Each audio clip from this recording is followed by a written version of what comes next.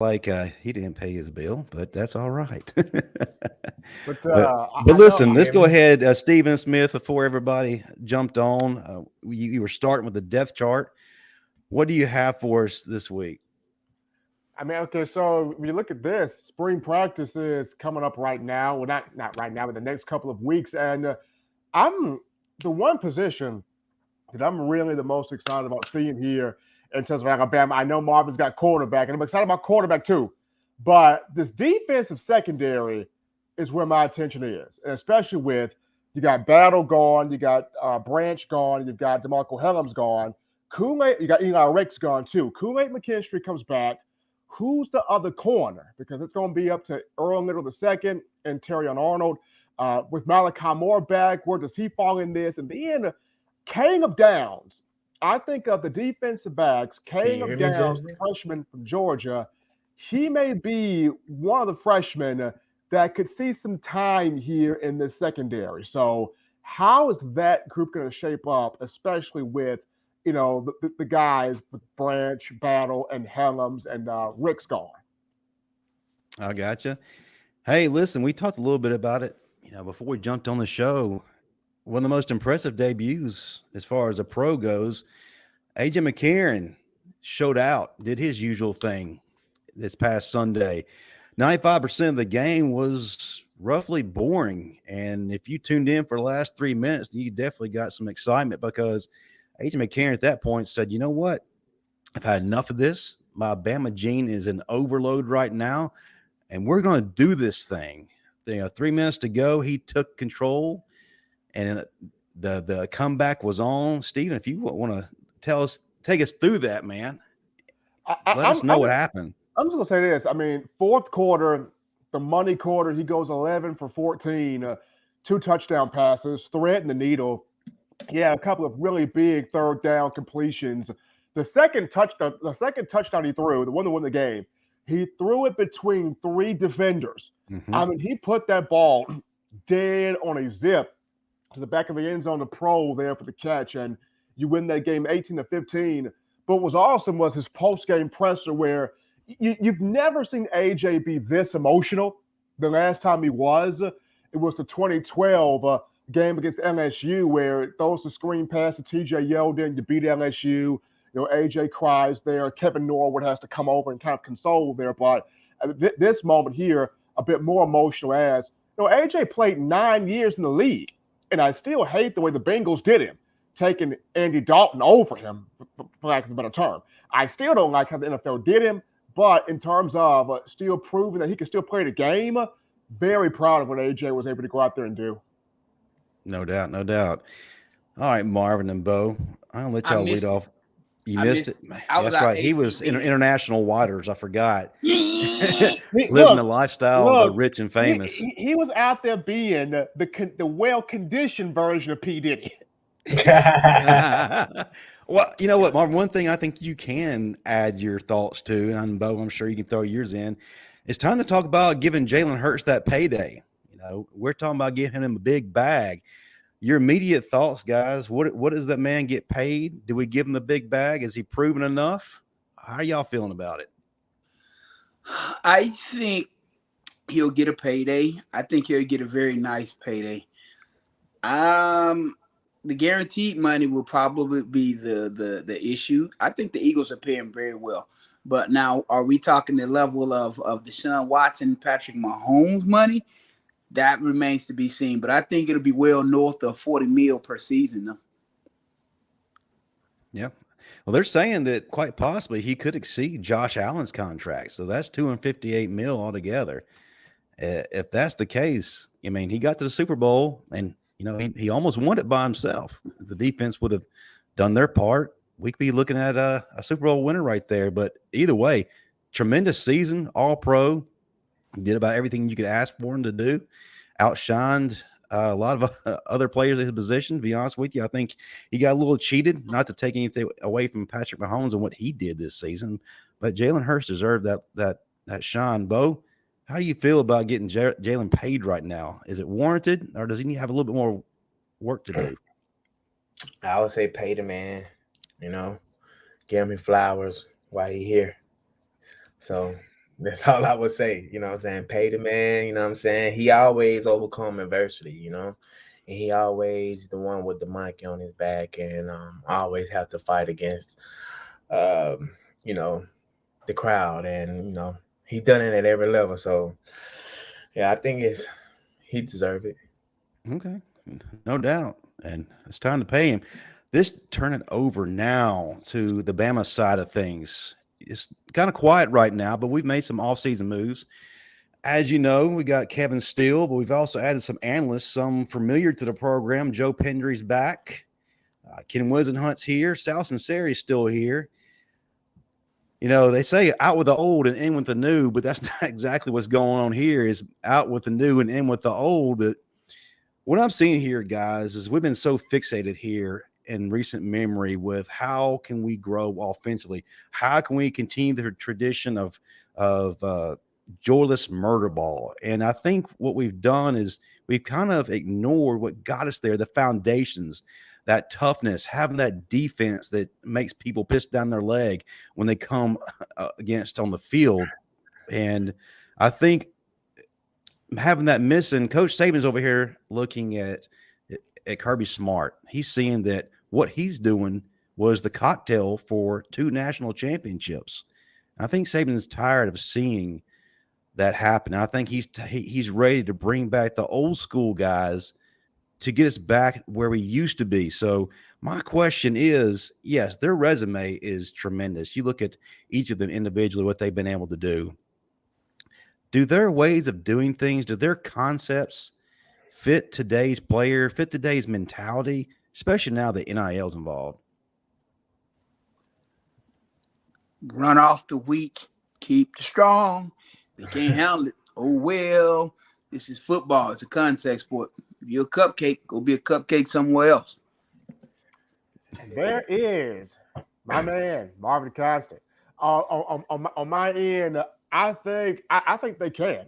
Because if you look at it, the guys that chose to hop in the transfer portal during the season and after the season are the guys that chose to, hey, this is not, what I'm here for. And I look at a lot of the guys that Alabama recruited in this 2023 class.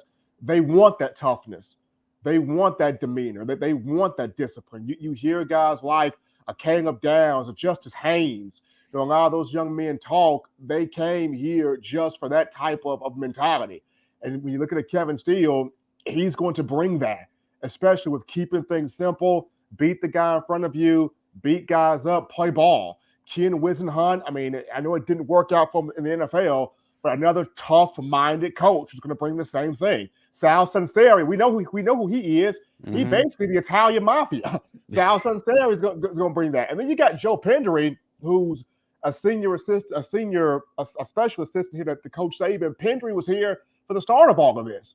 So to have all of these guys together, this is Nick Saban saying, hey, I'm going to surround myself with some guys, some tough, alpha dudes. We all on that same mindset of we going to push it out of you. We all on that same mindset. And I even feel like this, even having youth like Tommy Reese, who's 30, and Austin Armstrong, who's 32, that's big also, because even though they're young, they carry that same mindset of, I'm going to push it out of you also. So you've got older guys in terms of the support staff, but you got the youth in Tommy Reese, Austin Armstrong. You brought back Ha Clinton Diggs, who got chewed out today as the director of player development. They're all bringing back that ingredient, that tough mentality ingredient. What did he get chewed out for? I don't know what he got Ha for. Next time you come on vacation with me, you won't get chewed out. You have fun. I think it's kind of a rite of passage, right? You're not officially in until you've got that first chewing. Ha put on Twitter, I got my first chewing from Coach Saban, 1 down, 5 million to go. I like my life stress-free, so yeah. I understand. You like to create anxiety. You like vacationing. That part, yes. Man, Marvin's gone soft, man. After all that talk did you get back yesterday or something? Yeah, pretty much. Early yesterday morning. It's still in you. He's still here. It's still in you. Man, listen, when I tell But you, beautiful place, man. You've never been, you should go. I can give you recommendations, man. I got all the resources you need in place already. I can plug and play, baby. one thing that sticks out, and maybe some people may be questioning, is the ages of some of these guys. Anywhere from 60 to now to 75. Joe Pendry being the oldest. In terms of relatability, can these players really connect?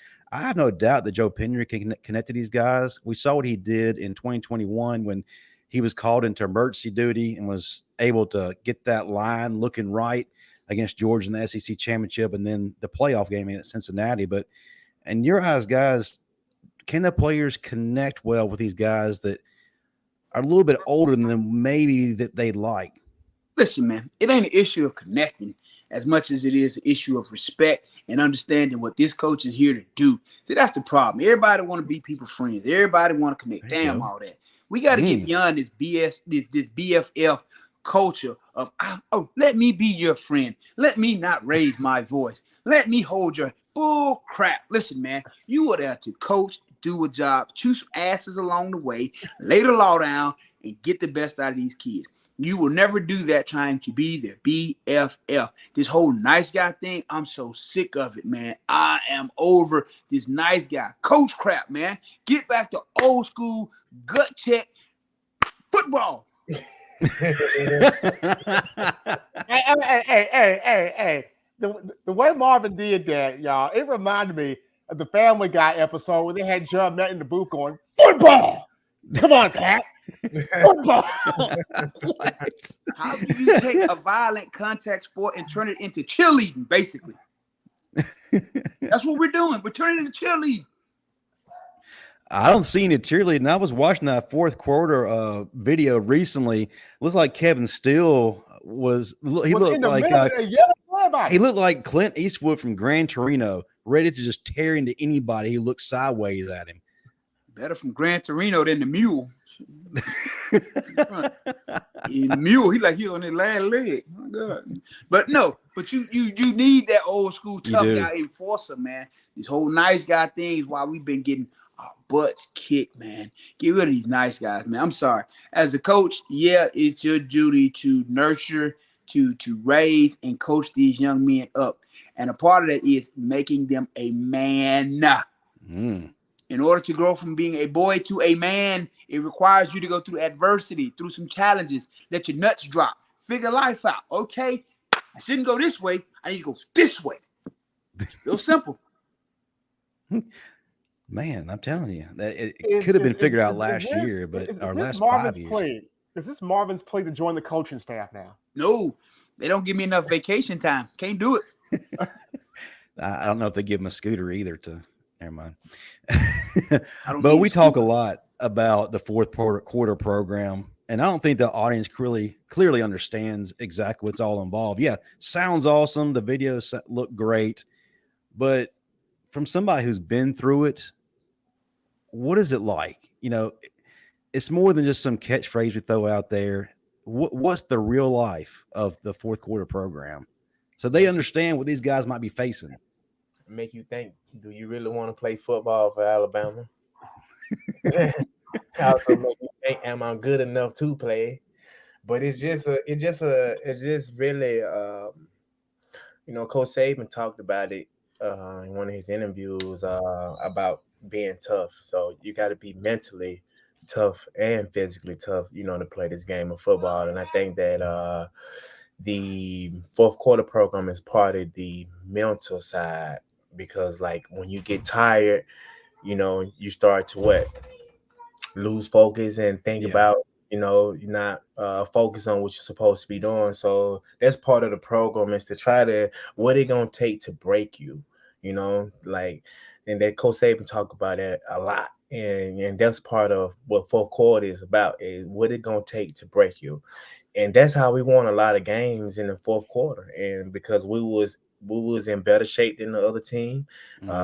When they was tired, we were just getting warmed up. It's different. But the fourth quarter program, it's doing a lot of running and mentally and physically toughness, and seeing what it's gonna take before you give up. But none of us never gave up. But here's the reality of it. No matter how grand the fourth quarter program is on paper, if you don't have the dogs with that mentality to go out there and carry it out, it ain't gonna matter no way. Because everybody trains their ass off during the off season. It goes back to, are you man enough to go do your job? Do you? Everybody works out during the off season. There's more than one weight room in this country. Evan Davis wants to know what happens if you can't make it through the fourth quarter program, the transfer portal. That's what happens. You get the fourth quarter's a bitch shirt. Wait, what? Yeah, they give you a shirt that say fourth quarter is a bitch. That's a lot better than I was thinking. Hold on. This is the first time I ever heard of that. What? Yeah, we had a few players that get it, See, we didn't have that when I was. I want pictures. When we used to go through the off-season program for the slackers or the people who weren't up to par, we would have to do mat drills at the end. And you know who they would have to do mat drills with, right? Just huh? You heard what he said, right? We did mat drills, so he. Whoa, okay. Yeah, I said we did mat drills, right? Now, the reason I said Marvin we is because they had a group of killers, being one of them, that if your ass was slacking, they was gonna see you on the mat with one of us. Well, they knew you finna go out there with somebody who's finna try to do you in at all costs. So yes, I did a lot of mat drills, and yes, I worked a lot of slackers over in college. But that was what it was. They weren't finna just send you out there with another cupcake. No, they finna go to the top of the food chain and send you out there with them killers. And either A, you're gonna make up your mind, either this is what you want, and you're gonna get it together, or it ain't, and you're gonna move on with your life. And I know I wasn't gonna let you whoop me. We have no question about that, sir. Now, I know that you're kind of limited in how much you can actually do with a player, but do you feel like the fourth quarter program has been watered down in recent years? We've heard some of your ex-teammates talk about that it's not quite the hell week or hell month or whatever the length of time is that it used to be. Can we return to what it used to be, or do you feel like it's still the same? Bo, you want to take off on that? I mean, I don't know. I haven't seen the fourth quarter since I left from over there. So I couldn't speak on that. But I don't know the time length with the new rule that they have now. I know they got 2 weeks to recruit, right? So I don't know, that time gap of what they have, but fourth quarter is, like I said before, like it's one of those things that you can explain it and tell people about it. They say, oh, it's not that hard, it don't sound that hard, but once you actually doing it, it is hard because like everything is time and you don't even know the time. You just know you have to, this your group, you have to stay with your group, and whoever out in front, that's who you better be with, or you fail. I remember one year Mac Jones had got a broken nose doing that, man. Yeah, it can't be that difficult. Yeah, that's right. Marvin had 5 days. Listen, man, you're laughing, Bo. See, y'all, the NCAA stepped in and saved y'all. Okay, I played during a time where it was get it how you live. We you know how y'all do 2 days, 1 day, one practice next day. No, we were doing 3 days every day. We was doing crazy. Listen, we no NCAA. The NCAA was there, but they wasn't there to save us. It was straight wild west back then, baby. And we would go to dinner, and it would just look around. Because you looking around and see who's going to catch that full body cramp to pass out. Because it's going to be about 5 to 10 people had to go get that bag plugged up at dinner every day. And Marvin, what would be the reactions of those people getting that bag that would cramp it up? Just you hear them screaming. All you hear, and they'll fall out that chair when they catch that crazy. You just see them fall out that chair. They're in the flow. Trainers on standby. Take them where they need to get. Plug them up. Man, listen. Plug them up. Plug them up. But that was the culture. It was truly, hey man, survival of the fittest. If this ain't for you, then go somewhere else. And the coaches coached that same way. It was truly survival of the fittest, man. Yeah. And Coburn, one of them. I love Coburn. Now, I these want to hear coaches some y'all Coach got. Burns stories, Bo. I'm glad you brought that up. Hey, you Bo. know Coburn more? I know Coach Burns, and I've seen You know- Coach. you I've know seen why- Burton Burns in action. I was an intern on why- Alabama staff at one point when I thought I wanted to coach. So I've seen him. You have to be inside his meeting room. Bo. No, all right. Now, Take us there. Take us there. When he give y'all on the outside, it just, you know what I'm saying? It just a little taste. Man, when he was going on in that room, we don't even watch film. Two plays. Bo. We may watch one or two plays. Bo. You said in the meeting room. I played with the coach by the name of Ivy Williams. You could have been in church and you was gonna get the business. It didn't matter where you were. I mean, Coburn give you the business anyway. No. But the stuff you talking about in the meeting room, it happened wherever at any time with any position. We just be laughing. We looking like, oh man, y'all gonna let that man do y'all like that? Listen, that man he made a lot of people hate football, bro. I want to hear y'all's examples of that. Ivy Williams for you, Marvin, and Burton Burns for you, Bo. What is a story that y'all can recall that made players question whether or not they wanted to play football or should be playing anymore? All right, I'll give you a prime example. You know, Ivy Williams was the running back coach. So most of the running backs couldn't stand him. So a lot of them would leave and change position. One in particular, I ain't gonna call no names. He changed positions and he goes to play in the secondary. So one day he into practice, you know, we all, headed out the field. We didn't cross the line. We walking in. All you hear is Ivy from about the 50-yard line holler to Coach Williams, Charlie Harbison. I mean, Coach Cheese, Charlie Harbison. He said, "Hey, Charlie, are you still working with that guy?"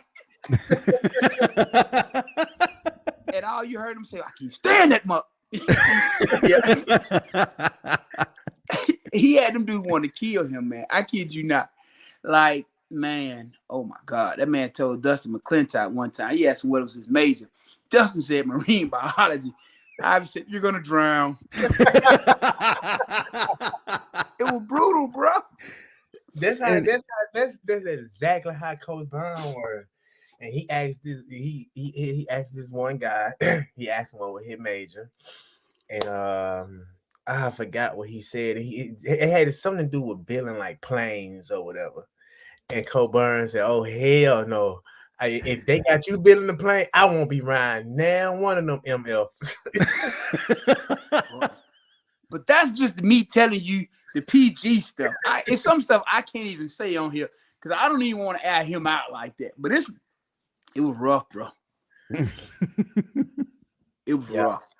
It was some stuff where a lot of them cats wanted to fight him. Oh, yeah. Matthew Cherry, Bo, before we go any further, wants to know, what did you think about the Stallions draft picks? You cut out earlier the phone. You were having some issues with your connection there, but what were your overall thoughts? Malik Cunningham is the highlight. Y'all were having issues with my connection, not my connection. Oh, is that right? Okay, Cricket Wireless. But anyway, hold on. Time out. Malik Cunningham, the quarterback from Louisville. Yeah, he was the first draft pick out of their college draft today. Yeah. Mm-hmm. But isn't that like a waste of a draft pick?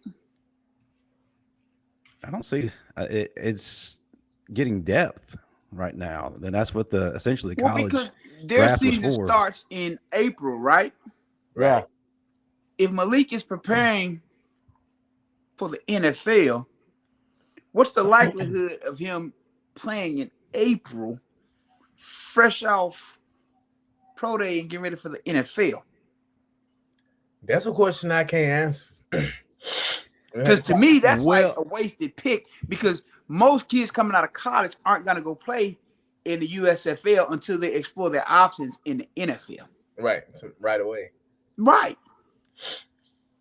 Actually, I think it was last year, either as USFL or maybe the XFL, where a player from West Virginia did that to get some tape and then ended up being drafted later on by an NFL team.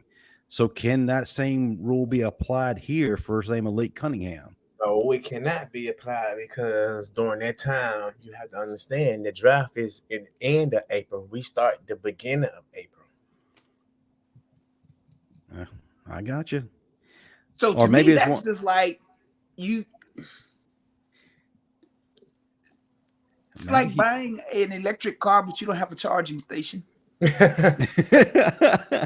Unless unless he already got an idea, he ain't going to the league.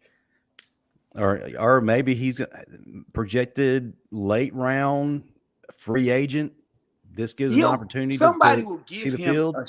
somebody will give him a shot. Yeah. He'll get a shot. Yeah. But what I'm saying is to draft him in that position, though, knowing that more than likely he won't be there to play at all this first season, is it really worth it at the end of the day? Is it? Because most kids coming out of college, when they have their hype men around them to make them feel like they're the greatest thing in the world, they're not going to want to roll the dice to go play in the USFL before they get a shot in the NFL. And the NFL draft haven't even happened. The combine haven't even happened yet. Exactly.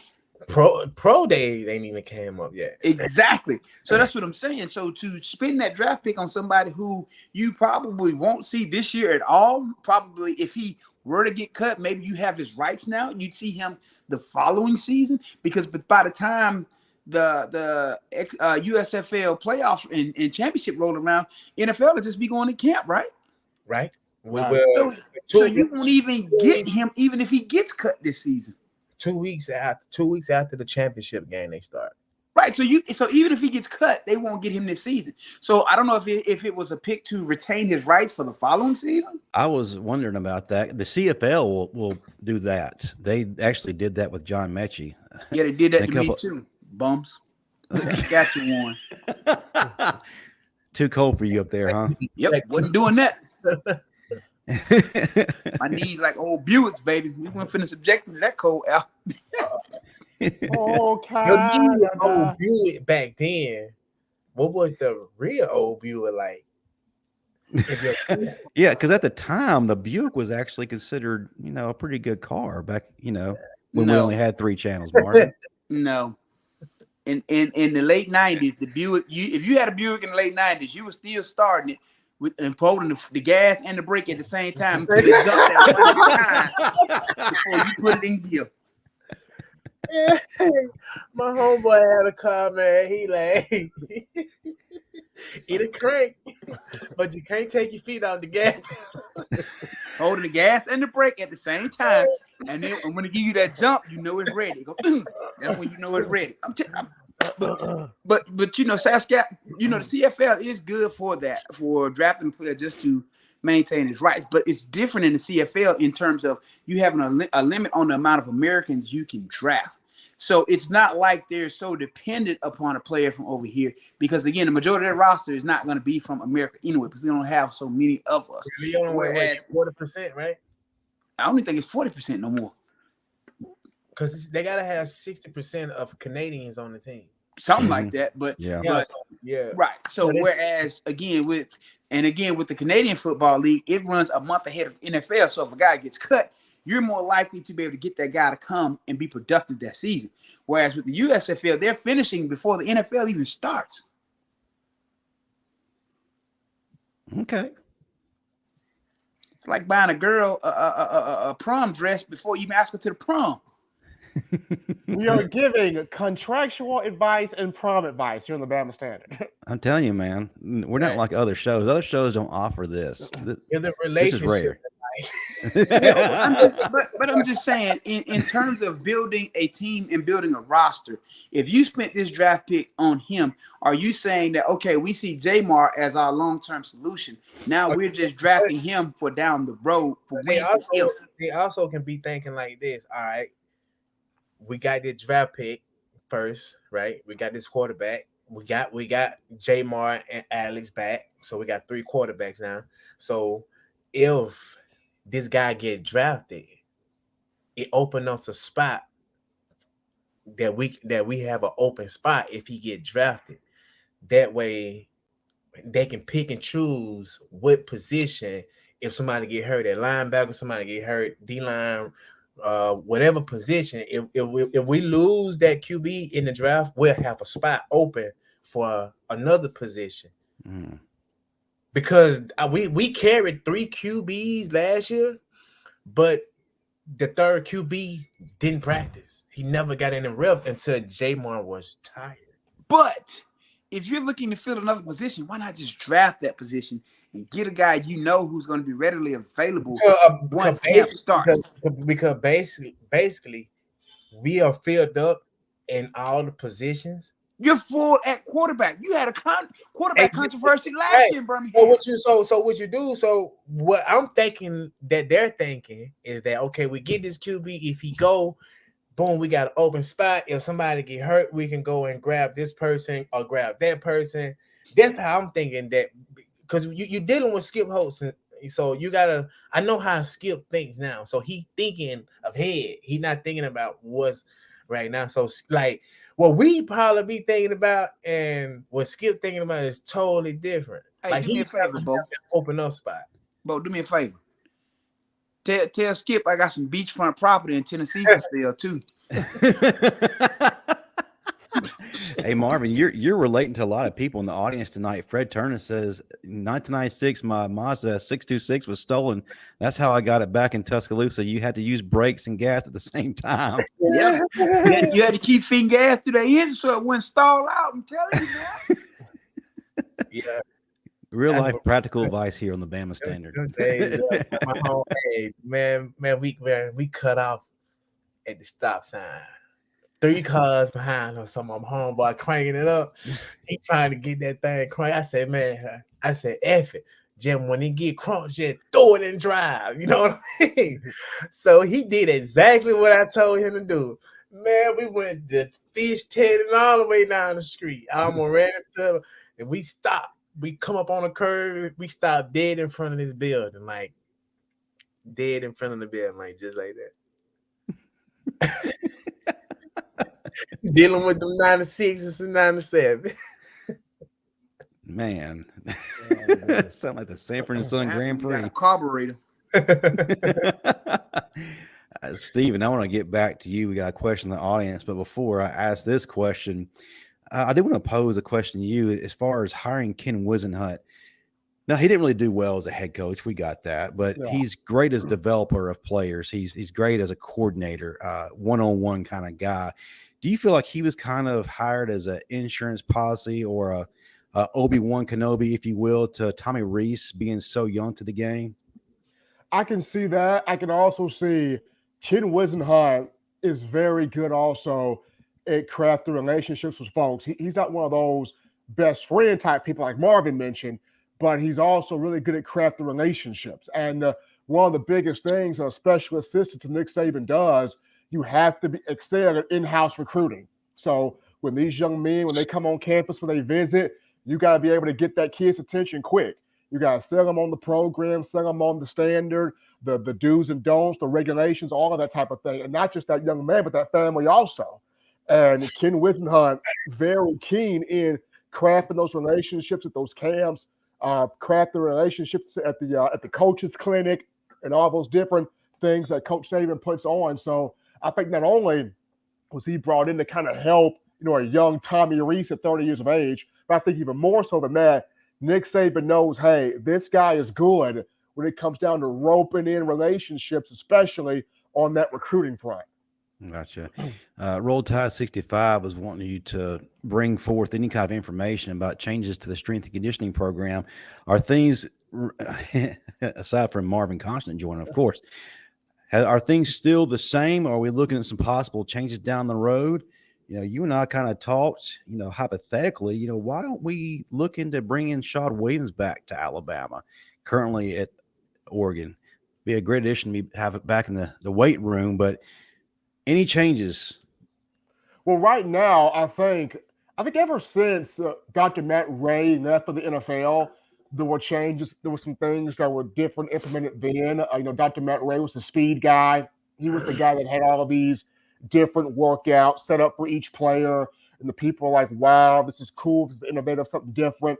So when Dr. Matt Ray left, of course, David Ballou still holds a lot of those things from the strength aspect. But I think with just having, I think with having Ha Clinton Dixon player development right, having Josh Chapman in player development, because those guys can be in the weight room too, having Denzel Duvall in player development, having just different guys in there. Coach PC Paul Constantine is in there, so there may be some old forms of the old fourth quarter program. I don't know how much old forms they bring out. They may try to keep a little bit of what Matt Ray was trying to do, but I think with Saban invoking more of the tough culture back in here, you could see some shades of the old fourth quarter program. You could see that. Only thing they gotta do is just bring Sal Sunseri from the office and bring him back on the field. Everything will be all right. That's There the you point go. right there. That's the big point right there. Take him from being off field, put him back in there.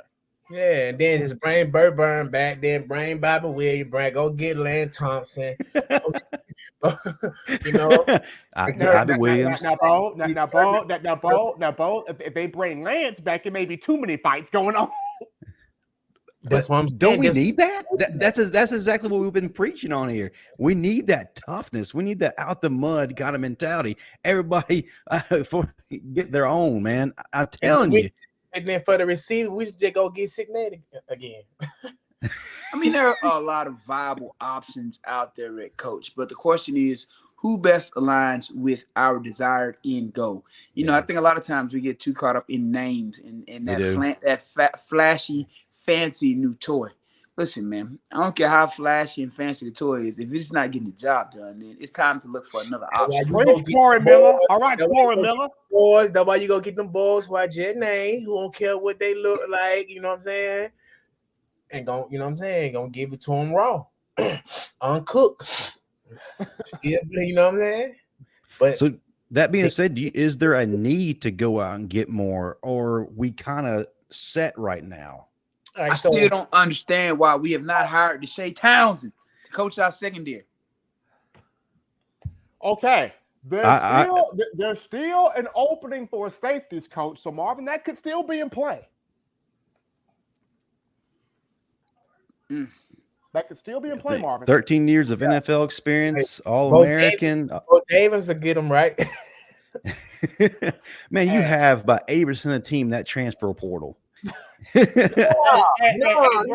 No, Bo Davis, them boys love Bo Davis. They won't be able to handle what he's bringing, man. That's like going from PlayStation military games to the Marines for real. It ain't what they can't handle. Like Marvin said, it's what they need. It's what they need. And since I can't go, coach, we need the next best thing. The NIL, like they never made college football soft, really. You know, because if they don't want to battle for a spot, all right, I'm just gonna go hop in the transfer portal, get lost, maybe go play for JSU or Colorado or someone, and then never be at the top again. Or you gonna enter the transfer portal again and then get lost and not be in college. Hey, so did y'all hear the story about the kid from Florida who Florida offered him $13 million and they couldn't pay it, and they just backed out of it? Backed out of it. I'd backed out of it too if you ain't got my bag full of cash. He's at Arizona State now, but that's one of the craziest things, and that won't be the last time we see that. The fact that these kids. What about the guy that his girlfriend got accepted into Alabama to get her doctorate degree, and then God asked Coach Saban for like what was it, 500,000 or 500,000? I think that you had a confrontation with him, didn't you? And Coach Saban told him, you sent him to Miami. Miami gave him 5, right? Oh, Miami paid, man. Yeah, but they gave him $5 million. He ain't played a down yet. Yeah, good for him. What happened so what happened if he got $5 million, $3 million, 300,000, 400,000? What happened if they get to college and be a bust? What happened to them?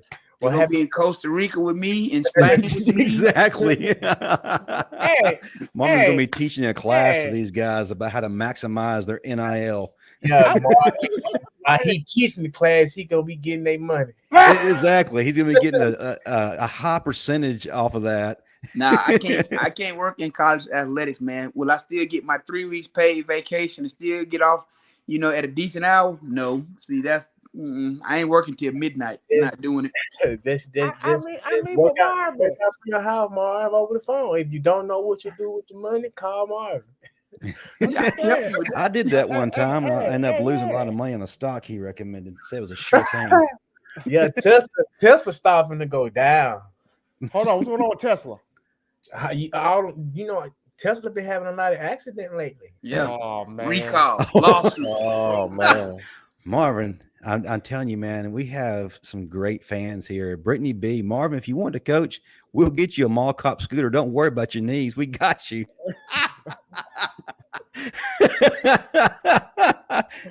Well, Brittany, thank you for the offer. But the truth of the matter is, I just refuse to be at work at 5 or 6 o'clock in the morning and working till midnight. I'm sorry. I'm not doing it. I'm not doing it.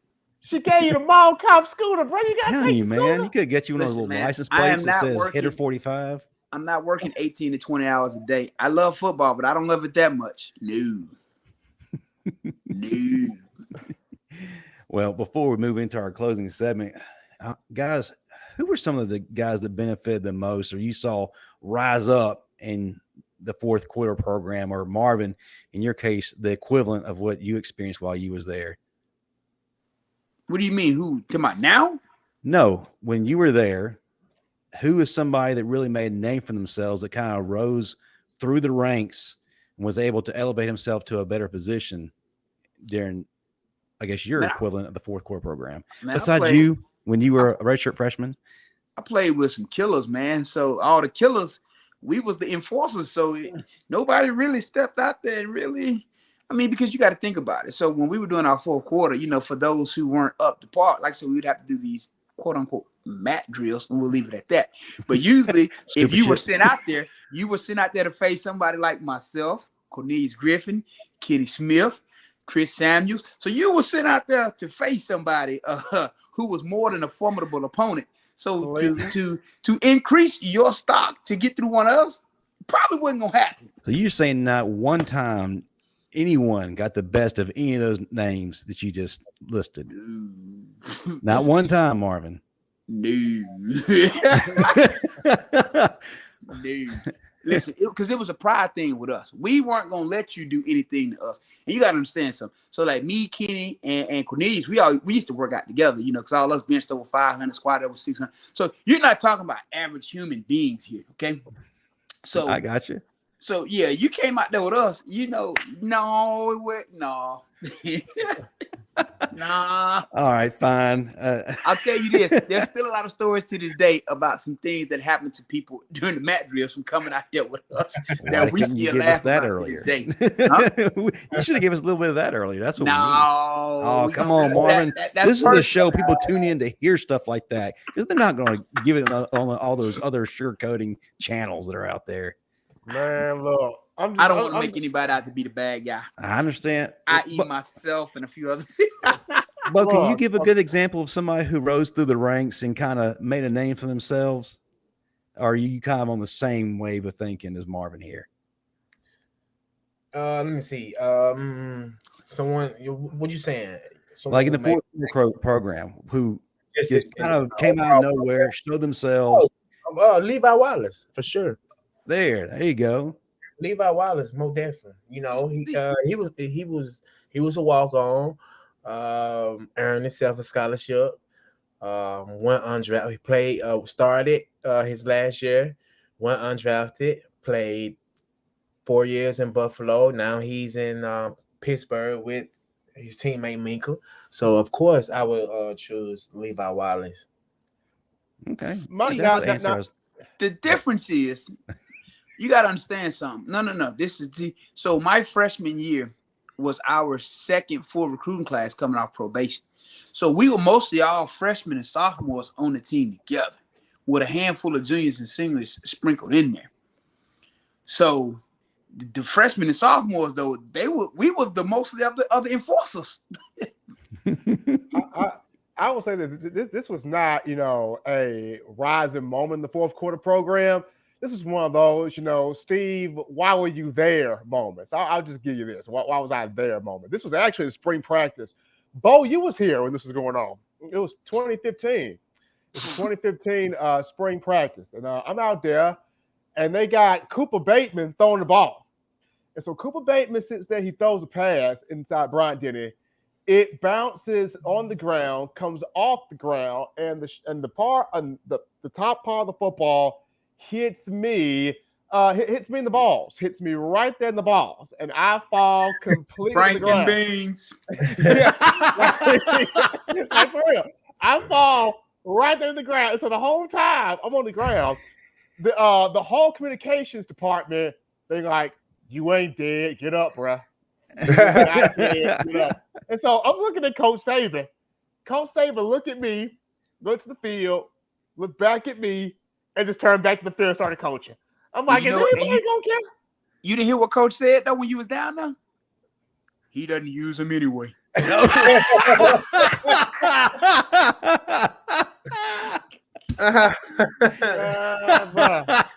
was so hot that day. We've been using them pretty lately. Oh, snap. Hey, Walking around his apartment like Shaft. hey, man. Hey, man. It was hot that day, too. I ain't even going to lie. It was super hot that day. I'll never forget that, man. I'm looking dead at Cooper Bateman like, bruh, you can't throw it. You're going to throw the one pass that hit me. Was that a turning point in your career? Where's Cooper Bateman? You should have seen the ball coming with them supersonic high beams. You actually saw it. You should have saw into the future. I didn't have these glasses then. Oh, that's right. TDA didn't give him just went sports goggles. 3D. You know you got to switch your glasses up every 2 to 3 years, Marv. Yeah. So I wouldn't know. I don't wear them.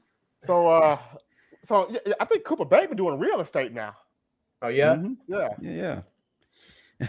Real quick before we turn to our closing segment, I want to remind everybody we got a YouTube channel. Did y'all not know about that? The Bama Standard YouTube channel. We're approaching 4,000 subscribers. We are shooting high as far as how much you like us, guys. I want y'all to keep that trend going. Go and check out the clips we have, the shows we have. You're missing the hottest growing channel right now for Alabama football. Marvin, I give it over to you as I always do. What you got going on for 40 plus, as well as other ventures? I can answer for that for him. Vacation. Right. Here's on the side.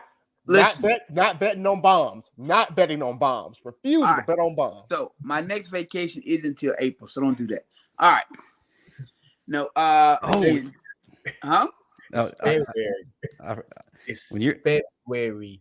Yeah, my next vacation. He's got it all planned out. He's got his vacation for 2030 already lined up. I mean, it's a month away, so 2 months. In Marvin's mind, that's like tomorrow, Bo. Listen, man. All right, listen. 40 plus strong. We just working out, trying, continuing to push the envelope, continuing to move further and further towards my ultimate goal. Again, my ultimate goal is to get back to where I'm down to 4 or 5% body fat. We just training. We getting in there. We getting there, though, baby. You are. Again, just understanding that the body operates different in your mid 40s, late 30s. So anybody looking for something, a tool or resource to get them where they need to be with their fitness goals, with their mindset, eating, whatever, physical and mental fitness at 40 plus. It's available on Amazon. You can go to my Instagram, Constant45, follow me there. The link to purchase it is there as well. And just remember, no matter how old you are, you're still capable. Absolutely. Please purchase the towel in the Marvin Constant. So get the towel, the workout towel, great for your head. I've been using the towel. Before I turn it over to Bo, folks, we got a major announcement. I can't believe I didn't tell you this in the beginning. If you're not doing anything the week of April 25th and 26th, the Bama Standard has been asked by the University of Alabama to do live shows the week of the NFL draft from the Bryant Museum. So, guys, if you want to come see your favorite Alabama personalities or just Marvin, we will be live in person doing our thing. And we're going to have a lot of guests there. I think Bob Bumhauer is bringing us some wings by. But listen, great opportunity for this show. Come show your support. Our show is going to be on the 25th. Hey, Bo Scarbrough, your show is going to be, the Developmental Focus Points is going to be on the 26th live at the Bryant Museum. Folks, be there, show up, show out, pack out the place. The Bama Standard's coming.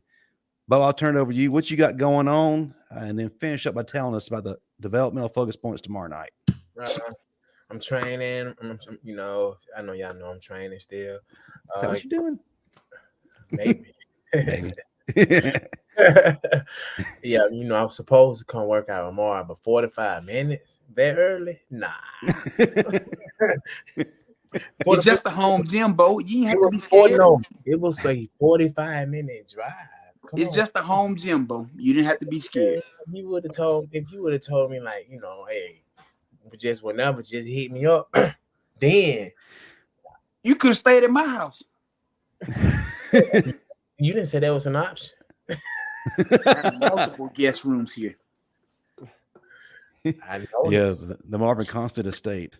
Oh yeah, but you know, I'm still doing my cameos. I had a lot of 24-hour requests from Cameo lately. I don't know why, because I'm usually pretty good at getting back with them. You know, more than 3 days. It usually take me a day or so.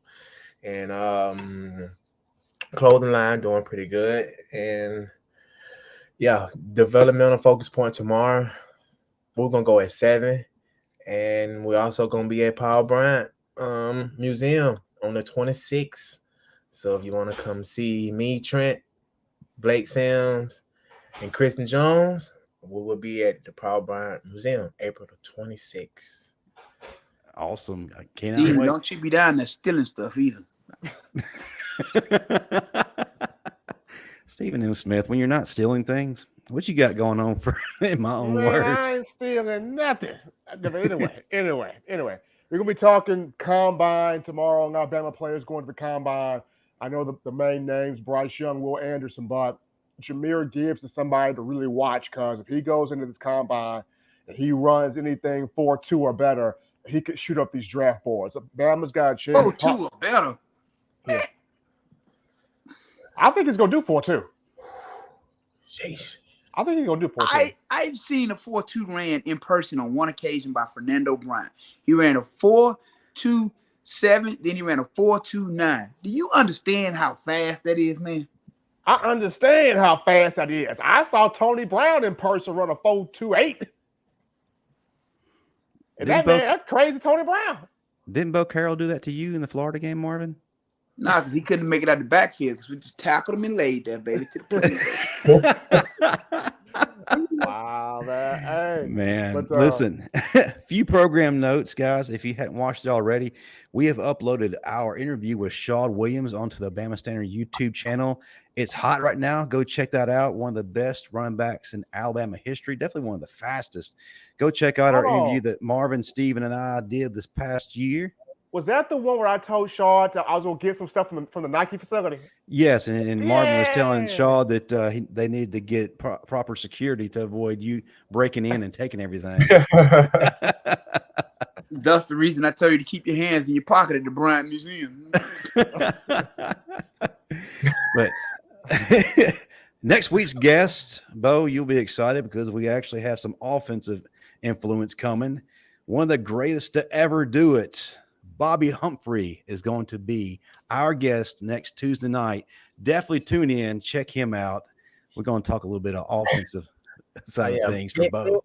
Me and Bobby got a lot of history together. You know, we still connected. You know, I broke his record, like being at Alabama. It hasn't been broke since like 1980. You know what I'm saying? I just had to throw that out there, Marvin, let you know. But did you run over Cornelius Bennett in practice, though? No. Marvin, you never know what would have happened. Man, Marvin, you got a little nugget of wisdom you can close us out with? That defensive lineman from Philly, hey, he wasn't expecting that. I ain't none of them, so I know he ain't talking about me. Hey, look, a hit dog on holler, Justin. No. You can't run over somebody who's willing to win at all costs. You think I'm willing to lose at all costs? I think what we need to do is to end this debate between Marvin and Bo is to have something set up for A-Day where y'all just go ahead. Now with these old knees, man, please listen. If it ain't a simulation, you can count me out. Man. Hey, with hit knees and my knees. just take whatever it is that Patrick Mahomes took to overcome that high ankle sprain to play Man, in the Super about Bowl. 5 shots Y'all go for cortisone. it. All my knees made for is ATV and jet skiing at the beach. All right, that's all. Yeah. Go Marvin, if Rica. Ric Flair can still step into a ring, I And you, think and you you're margarita good for on one the play. rock. I don't drink margaritas. I hate tequila. I seen you had a margarita in your video. There wasn't no margarita. I drink rum and Remy. That's it. Ooh, Rum and Remy. No, Didn't I tell you, Justin? Didn't I tell you? You did. what? I told you you were on the 8th glass of rum. Rum and Remy. Them the only 2 things I'm gonna drink. I'm not. If it ain't rum or Remy, I'm not drinking it.